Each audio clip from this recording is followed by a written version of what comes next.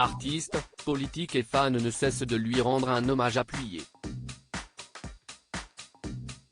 Ce dimanche 16 juillet, le décès de Jane Birkin, à l'âge de 76 ans, a été annoncé en milieu de journée pour nos confrères du Parisien. L'anglais préféré des Français, ancienne muse et compagne de Serge Gainsbourg, a été retrouvée sans vie à son domicile par son aide-soignante, selon BFM Télévision.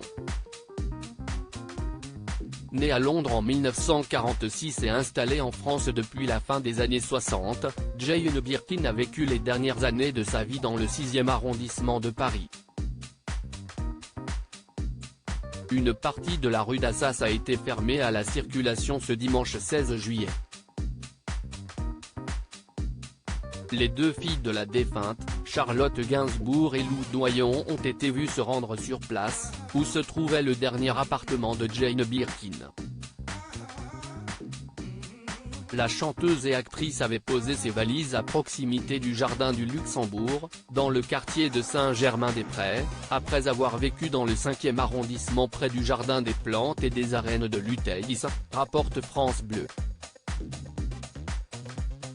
Elle a également eu un domicile dans une petite rue située près de l'église Saint-Sulpice à Paris. Ces tragiques décès de personnalités qui ont déjà marqué l'année 2023. Jane Birkin a également vécu avec Serge Gainsbourg. Jane Birkin a toujours gardé son fameux accent anglais.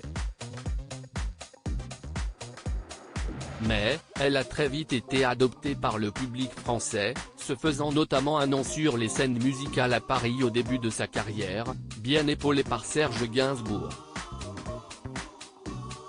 Un attachement à la France, et plus particulièrement à la ville lumière, qui a fait dire à Anne Hidalgo, maire de Paris, que Jane Birkin était la plus parisienne des Anglaises, sur son compte Twitter, ce dimanche 16 juillet.